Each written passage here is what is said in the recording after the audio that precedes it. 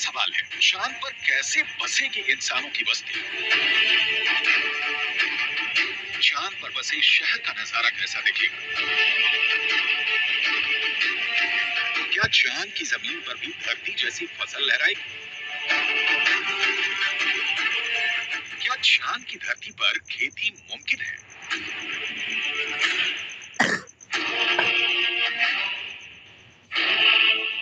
विज्ञान कहता है कि चांद पर अभी इंसानों के रहने लायक वातावरण नहीं है, लेकिन नासा का कहना है कि आने वाले वक्त में चंद्रमा की धरती को रहने लायक बनाया जा सकता है।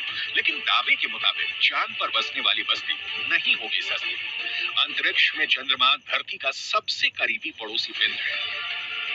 पिछले 6 दशकों में इंसानों ने 100 से भी अधिक मून मिशन को अंजाम दिया है। सभी मिशन को कामयाबी नहीं मिली, लेकिन इन मिशन ने चांद को सबसे ज्यादा खोजा जाने वाला स्थान बना दिया और अब चंद्रमा पर जीवन की संभावनाओं की तलाश हो रही है।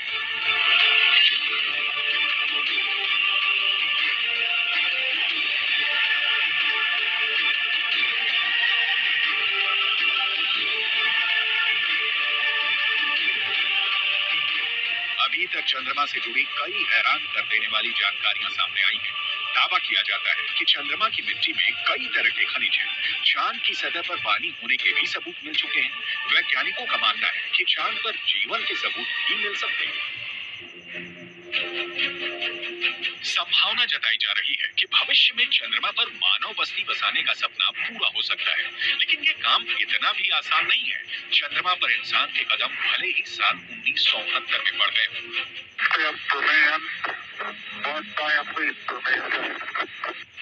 लेकिन कड़वी सच्चाई ये भी है कि 1972 के बाद से किसी भी अंतरिक्ष यात्री ने चांद पर कदम नहीं रखा। जब से इंसान ने चांद पर कदम रखा है, तभी से वहां इंसानी बस्ती बसाने की चर्चा चल रही है। 1972 से अभी तक 51 सालों में कई मून मिशन भेजे गए और उससे जो जानकारी हासिल हुई, उसके बाद से अब चांद पर मानव बस्ती का सपना जल्द आसान हो सकता है, लेकिन ये बहुत अधिक खर्चीला भी हो सकता है। क्योंकि अगर चंद्रमा पर कॉलोनी शुरू करने के लिए धरती से सामान भेजने होंगे, तो ये काफी महंगा साबित होगा। एक अनुमान के मुताबिक सिर्फ 100 लोगों के लिए चांद पर जरूरी सामान भेजने के लिए करीब 1.25 करोड़ रुपए का खर्च आएगा।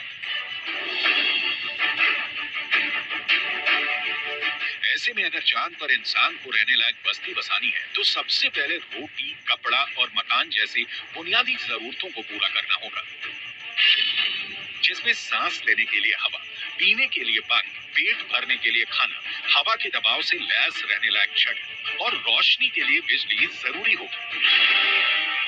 दावा है कि इनमें से ज्यादातर जरूरतों को चांद से ही पूरा किया जा सकता है।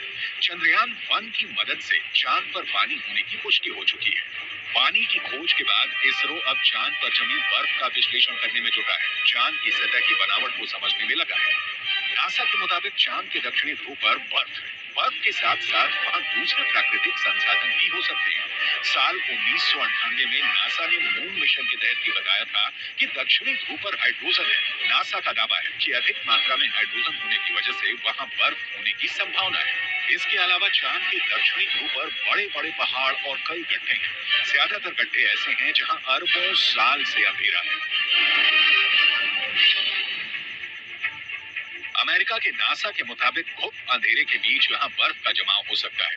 अंदाजा ये भी है कि चांद के दक्षिणी ध्रुव पर अरबों सालों से पानी बर्फ के रूप में जमा हो सकता है। अगर चंद्रयान 3 का लैंडर और रोवर चांद पर बर्फ की मौजूदगी की पुष्टि कर देते हैं, तो वहाँ मानव बस्ती बसाने की संभावना और बढ़ जाएगी। हालांकि इससे पहले भी चंद्रमा की सतह पर पानी होने के संकेत मिले थे। चांद के छाया में रहने वाले हिस्से में पानी के होने के संकेत मिल चुके हैं। वैज्ञानिकों को चांद के उस हिस्से में पानी होने के साक्ष्य भी मिले हैं जहां सूर्य का सीधा प्रकाश पड़ता है। ऐसे में अगर चंद्रयान 3 चांद के दक्षिणी ध्रुव पर पर्याप्त बर्फ होने की पुष्टि कर देता है, तो चांद की सतह पर मौजूद बर्फीले पानी से इंसानों की बस्ती और चंद्रमा पर अर्थव्यवस्था के लिए आधार को तैयार करने में मददगार साबित हो सकती है। आइए रसायन विज्ञान की भाषा में समझ लेते हैं कि ये कैसे मुमकिन हो सकता है। रसायन विज्ञान में बर्फीले पानी का रासायनिक सूत्र होता है H2O।